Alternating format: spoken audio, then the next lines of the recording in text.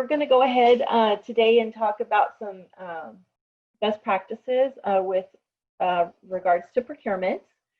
So we're going to go over the laws, regulations, and policies that govern procurement, purchasing controls, purchasing requisitions and purchase orders, contract management, procurement ethics, best practices, and some pitfalls. I always like to kind of throw this up here, the difference between, purchase versus procure. As public entities, of course, everything we do has to be very transparent. As Tracy talked about earlier, meaningful transparency. So we're dealing with public funds. We have to have the public's trust. So every purchase we make has to be done with care and effort.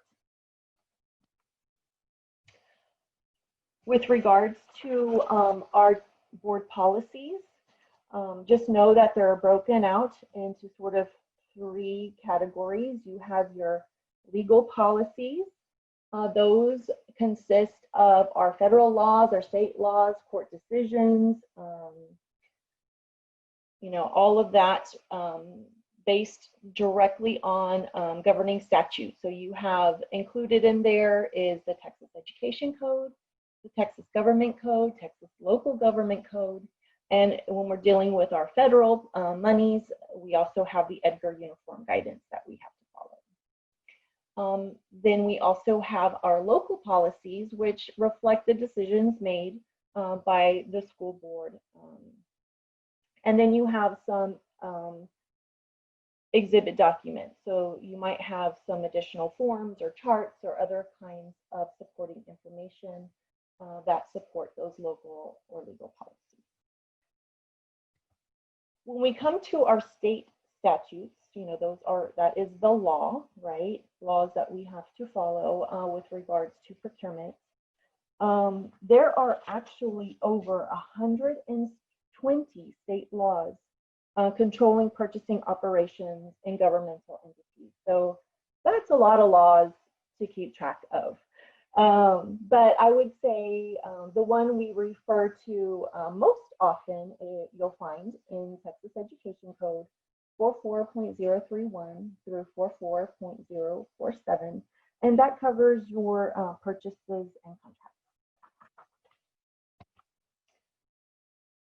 With our federal procurement standards, you find those under 2 CFR 200.317 to 200.326. The purpose of the federal procurement standards, and these apply to any purchase using federal funds or that you're seeking federal reimbursement with. The purpose is to reduce fraud, waste, and abuse.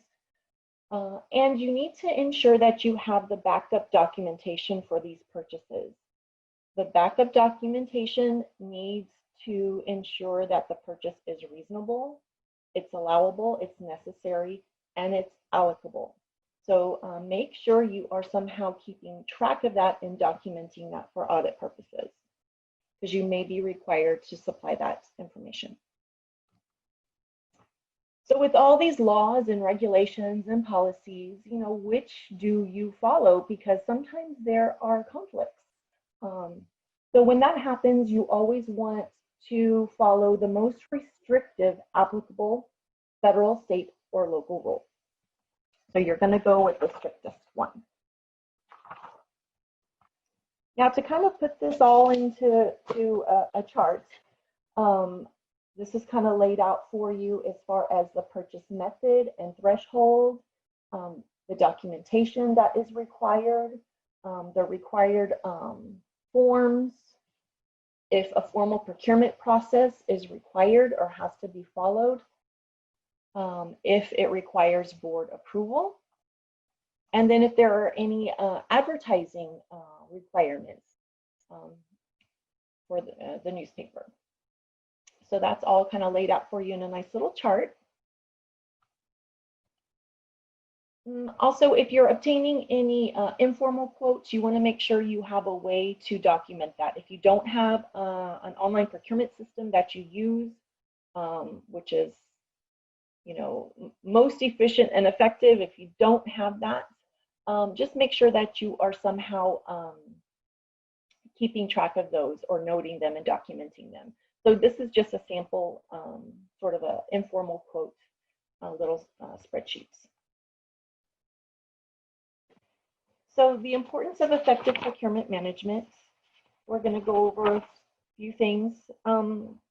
Really, the procurement team is the first point of control for the custody and care of public funds. So we're also responsible for providing best value purchases for the district. We're the gatekeeper of budget authority and fiscal control. So we have to make sure that those purchases are, good before, the funds are expended to that vendor. We're a central point of decentralized delegation of authority. And we have a pervasive reach and impact across all levels and functions of the organization. Your purchasing department touches every single program and department in the entire district. So we're also the first line of defense against fraud, waste, and abuse. When we are expending public money, it does require a strong, controlled environment. So you need diligent supervision of the purchasing processes and functions on a daily basis with every transaction. Approval of purchase requisitions at the campus and the department levels. A big question right now, I know we're all dealing with, funding issues. So really looking at, the purchases. Are the goods and services really necessary?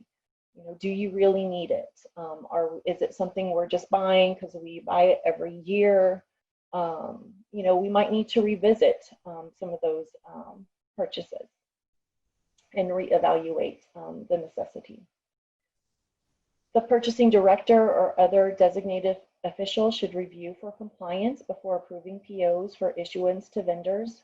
You want to make sure that the correct commodity codes are used, the correct account codes are used, that vendor has been vetted or approved in some way, that if there are purchasing requirements that have needed to be met, whether it's a formal procurement or a use of a cooperative bid or something, that has been done and it has the proper documentation.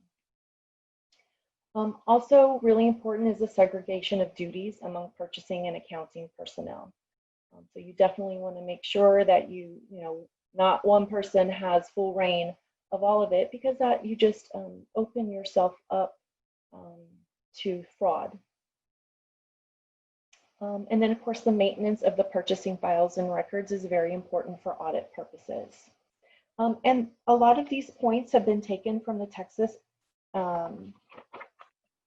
Education Agency, the Financial Accountability Resource Guide. That is Module 5, has the purchasing section in there. So lots of great information. Just to continue, you want to have control over incoming merchandise to ensure counting and inspection of merchandise received and the completion of the receiving reports. Very important to have someone, making sure that you received, the quantity you ordered at the price, you ordered it at. So that verification of delivery needs to be done at the campus or the department to ensure a match with the PO. Also verification that invoices, POs, and receiving reports all match before payment is made. Do you have someone that's checking the prices? Who is signing off and documenting that, yes, they received what they ordered? Also look at an internal review of the purchasing processes. Periodic review, is usually made by the district's internal audit department, and it ensures purchasing policies and procedures are being followed by the district personnel. The district must ensure all potential conflict of interest are identified prior to any purchases involving a district employee and vendor. So all vendors should be handled at arm's length with no impression of improprieties.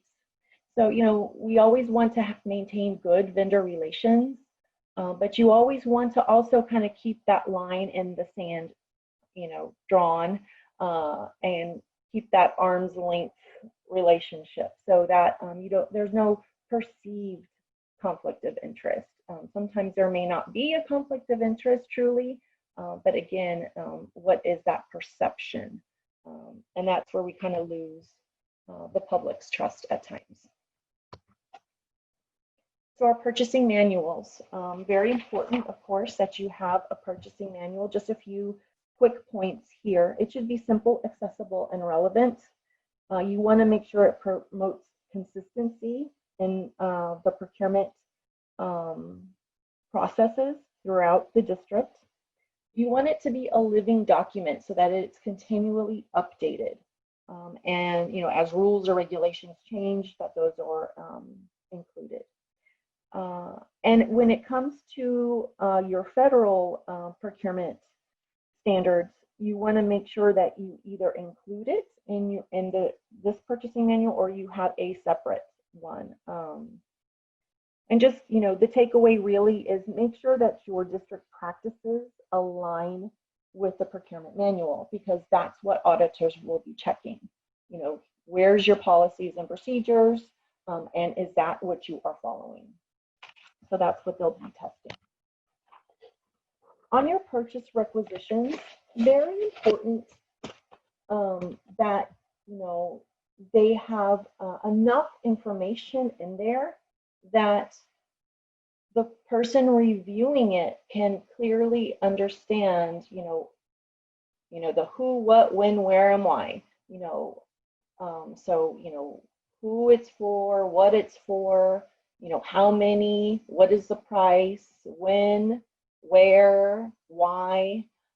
Very important also to include the contract, bid, or quote number if it's applicable. And also make sure you include, if you're using a purchasing cooperative or something, that you specify that on there. Make sure that the requisition is itemized. Make sure that it includes the backup documentation, and make sure it includes the correct budget and account codes. So on your purchase orders, of course, it's the most, I'd say, the most common method for us when it comes to procuring goods and services. In our organization, if you do not have a approved purchase order in place, then that purchase is not approved. So it's very important that you have staff go through the requisition process before it becomes a purchase order. That way you ensure that you've checked off all those boxes, that you've met all of those procurement requirements before it's purchased. So very important. You want to make sure it's gone through the proper procurement process and approvals before it becomes a purchase order. It serves as a formal order for goods, materials, and services from a vendor. Should be approved through one central office by a responsible designated official who is educated about purchasing law, policies, and procedures. In larger districts, the PO may be approved by the purchasing agent. In smaller districts, that could be the superintendent. Once approved, it is a binding commitment for a district to remit payment to the vendor after the items and an invoice are received by the district. Another point, you never want to pay before you have received the goods or services that are due. So important accounting information, make sure that the correct expenditure and account codes are charged. Once issued, the PO encumbers funds and serves as an expenditure control mechanism. It's also utilized in the accounts payable process. Documents and order has been received and accepted by the user, and payment can be made then to the vendor. So under contract management, you want to make sure that you have contracts in place for your vendors. Existing contracts are known and managed. I think Tracy touched on that during her presentation, just making sure you know when those contracts are expiring. Make sure that they're appropriately approved. The contract terms are clear. You have some performance evaluation criteria, so they know, what is expected of them in that contract. If you're using cooperative agreements, make sure you have those interlocal agreements and board resolutions in place before they're used. And make sure also that you have contract closeout procedures.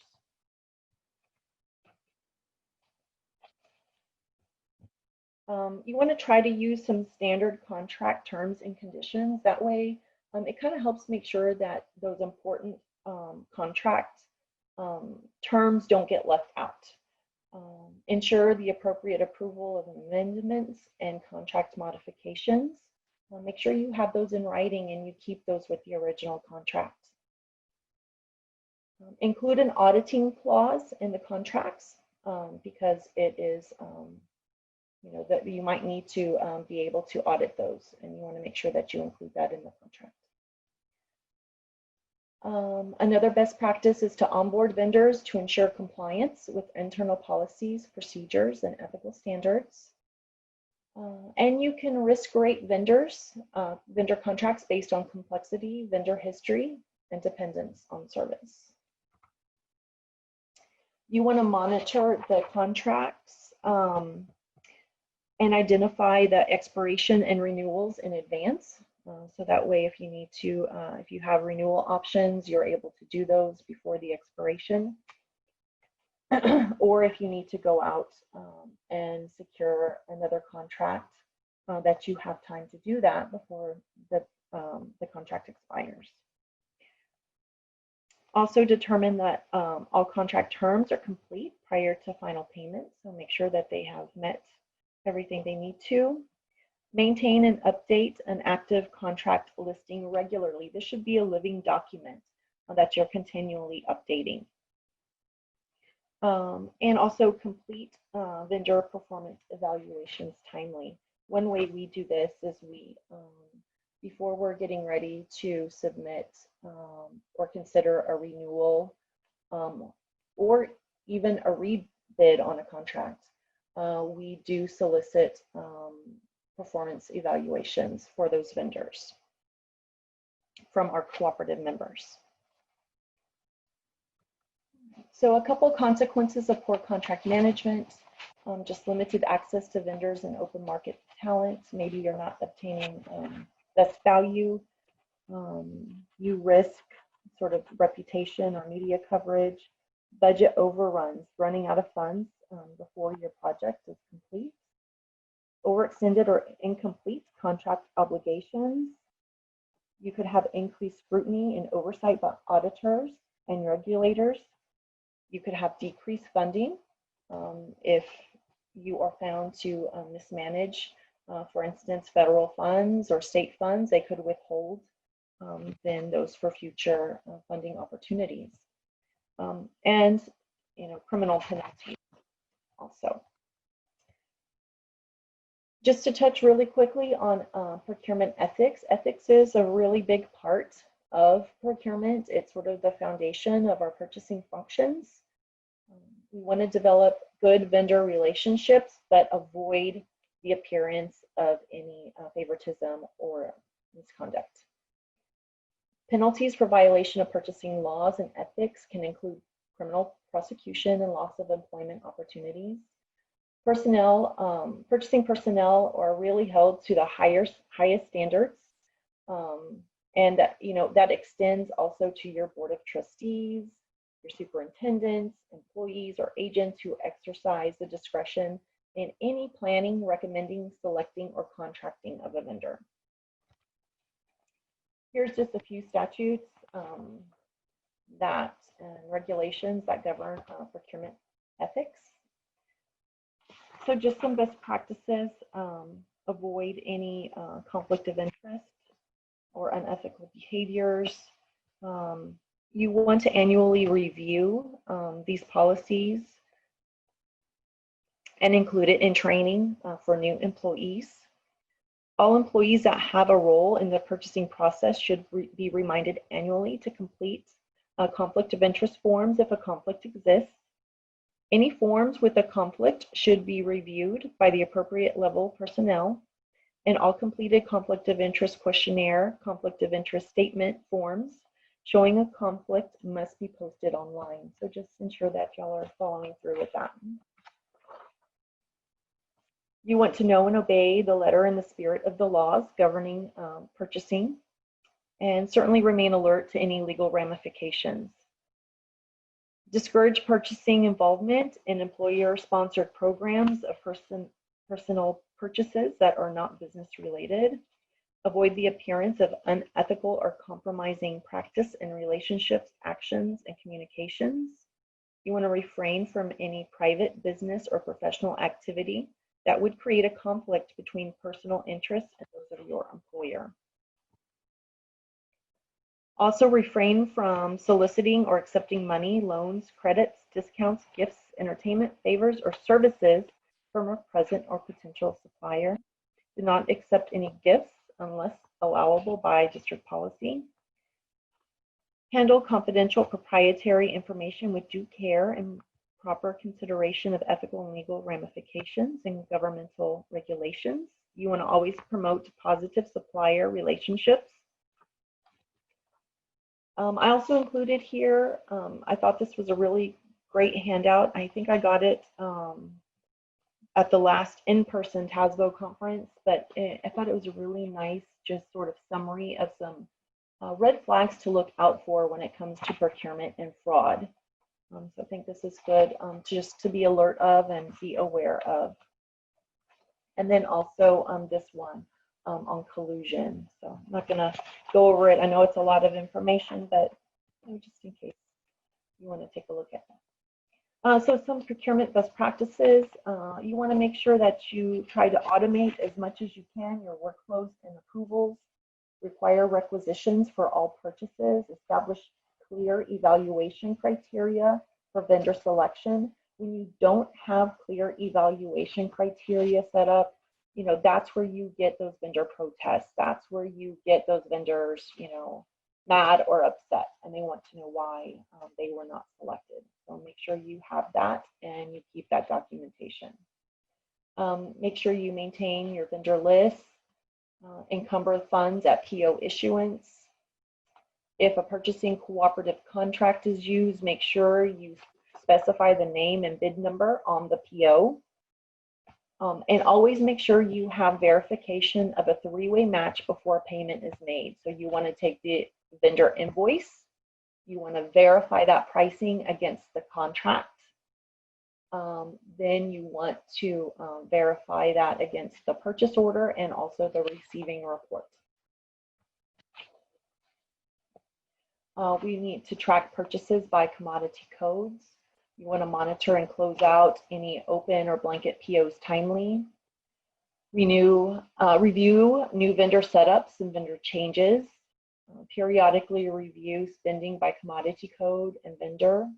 You want to monitor purchases from cooperative contracts for reporting. You also want to make sure you have periodic training throughout the organization. You can look at requalifying vendors periodically, deactivating dormant vendors, and disqualify underperforming vendors. And shop your purchasing cooperatives. I know many of you are members of a number of purchasing co-ops. So when you're looking for goods and services, kind of shop and find the best fit for you. Some common pitfalls are just missing documentation. Maybe not documenting the purchase method determination. You know, how did you decide which method you were going to use? The approvals, and then also the determination of best value. That goes back to that evaluation criteria. Also, maybe selecting the inappropriate purchase method. You know, if it's over $50,000, was a formal procurement method followed? And so you just want to make sure that you're keeping track of that. Specifications, bid specifications can be too tight or too loose to where you maybe don't get enough vendor participation, or too loose that you really don't get the vendors to bid the goods and services you're truly looking for. So it's kind of a fine art. Also, look at your evaluation criteria and make sure it's not too subjective, because that can also get complicated when you're trying to evaluate your vendors, and can also lead to some vendor protests. Another pitfall is having duplicative or dormant vendors and not using those commodity codes to track purchases. Using unauthorized or expired interlocal or cooperative agreements. Invoices without a purchase order. A lack of vendor monitoring. So you want to look at total expenditures, any split purchases. You know, are people splitting up purchases to avoid having to follow the proper procurement method? So you definitely want to keep an eye out for that and monitor that. Not having the performance reporting, not identifying those conflicts of interest. And also duplication of effort, not considering your purchasing cooperative contracts before you go through the time, effort, cost of issuing a bid solicitation yourself. Here are the purchasing cooperatives that are offered through the Region 1 Education Service Center as options for you to help ease your procurement of goods and services that you guys need. And that's it. That's all I have for this one. Any questions or contacts? If you have any questions, please feel free to reach out to us. We